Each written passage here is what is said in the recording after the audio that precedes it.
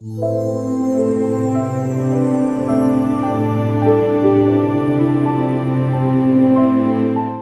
మీరు వాటిని తిను దినమున మీ కన్నులు తెరవబడుననియు మీరు మంచి చెడ్డలను ఎరిగిన వారే దేవతల వలె ఉందిరనియు దేవునికి తెలియనని చెప్పగా, స్త్రీ ఆ వృక్షము ఆహారమునకు మంచిదియు కన్నులకు అందమైనదియు వివేకమిచ్చు రమ్యమైనది ఉండట చూచినప్పుడు ఆమె దాని ఫలములలో కొన్ని తీసుకుని తిని తనతో పాటు తన భర్తకి ఇచ్చెను.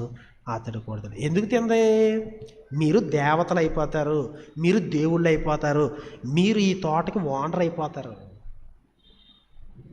అవ్వమ్మ గారికి ఆదాము గారికి ఓనర్ అయిపోవాలని ఎందుకు అనుకున్నారు? గృహ నిర్వాహకులుగా ఉండొచ్చు కదా.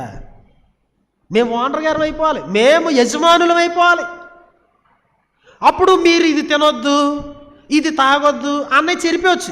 ఎందుకు? మేము ఓనర్లం కనుక మా రూల్స్ మేము పెడతాం. మేము ఓనర్లం కనుక మేము ఏం చేస్తాం? మా యొక్క స్క్రిప్ట్ మేము రాసుకుంటాం, మా డైలాగులు మేము రాసుకుంటాం. సో మధ్యలో చెట్టు తినొచ్చు, ఇంకో చెట్టు తినొచ్చు. ఈ మధ్యలో నాటడం ఎందుకు? అందరికి అవైలబుల్గా ఉండేలాగా. ఏది కొండ కింద పెట్టవచ్చు ఆ చెట్టుని, ఇంకోటి ఏదో తీసి పనస చెట్టు కాదు, పనస చెట్టు ఆక్రమించేస్తాం, దీన్ని తీసి ఇంకోటి ఏదో వేద్దాం. ఇవన్నీ మా ఇష్టం వచ్చినట్టు మేము అన్నీ రాసుకోవచ్చు. రాజ్యాంగం మేమే రాసేస్తాం, యజమానం అయిపోతాం. దేవుడు ఏం చేశాడు? వాళ్ళని ఏం చేశాడండి? బట్టలన్నీ మడతెట్టి సూట్ కేసులు పెట్టి బాయ్ బాయ్ అని బయట పంపిస్తాడు. దేవుని తోటలో దేవుని యొక్క సిద్ధాంతాలే, దేవుని విధానాలే పనిచేస్తాయి. దేవుని తోటలో గృహ నిర్వాహకుడు తేడాపాడా చేస్తే ఊరుకోడైనా.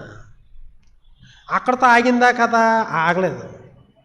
దేవుని యొక్క పర్వతము ఆయన తోట, నేను యజమాని రా బాబు అంటే కెరూబు గారు ఏం చేశారు? నేను ఓనర్ని అయిపోతాను అన్నాడు, పెరికేసాడు. ఆదాము అవ్వలు అయిపోయి మేము కూడా ఓనర్లు అయిపోతాం అన్నారు. అబ్బాబా అని బాయ్ చెప్పేశాడు.